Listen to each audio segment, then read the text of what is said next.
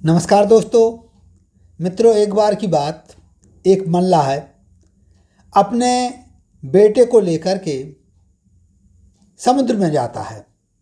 अपनी नाव में सवार होकर के आमतौर पर वो अकेले ही जाया करता था, लेकिन उसने सोचा कि भाई हम अपने बेटे को भी ट्रेंड करें, जिससे कि वो आगे जा कर के हमारा जो काम है उसको कर सके।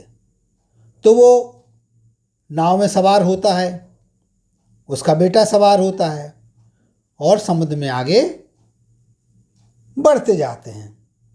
जैसे ही थोड़ी दूरी पर पहुंचते हैं तो बेटा अपने पिताजी से कहता है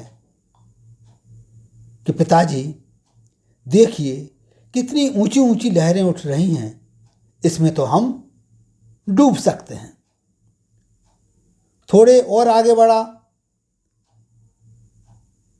हवा का जो प्रकोप था वो भी तेज हो गया, लहरें थी वो और ज़्यादा उठने लगी, नाव बहुत ही ज़्यादा हिलने डुलने लगी। जो मल्लाह का पुत्र था वो और ज़्यादा घबराने लगा। वो कहने लगा कि पिताजी आज तो अपनी मृत्यु निश्चित है, क्योंकि इतनी तेज आंधी चल रही है, इतनी लहरें उठ रही हैं, नाव तो पलट जाएगी। लेकिन मल्लाह के ऊपर इन बातों का कोई भी असर नहीं हो रहा था। वो प्रसन्नतापूर्वक चप्पू चलाता जा रहा था और समुद्र में आगे बढ़ता जा रहा था।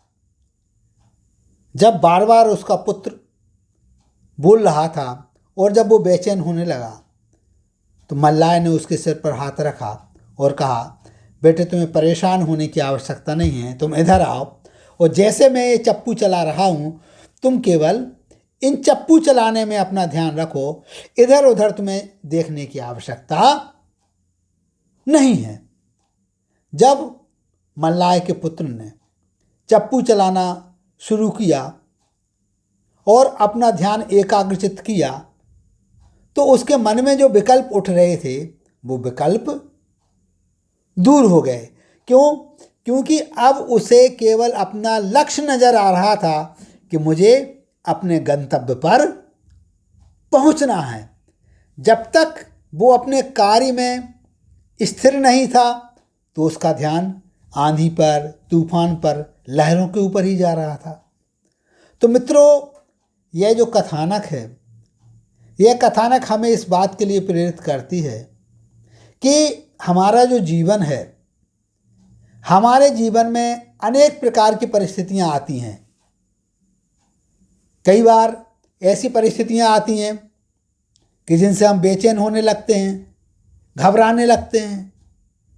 लेकिन यदि हमारा ध्यान अपने लक्ष्य पर रहता है तो बाहर की जो परिस्थितियां हैं वो हमें परेशान नहीं कर सकती हैं।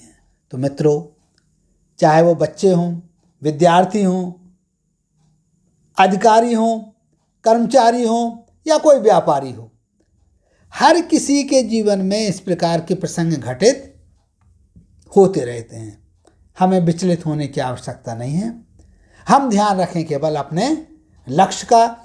जब लक्ष्य पर हमारी दृष्टि रहेगी तो जो परिस्थितियां हैं वो अपने आप ही हमारे दिमाग से हटती जाएंगी।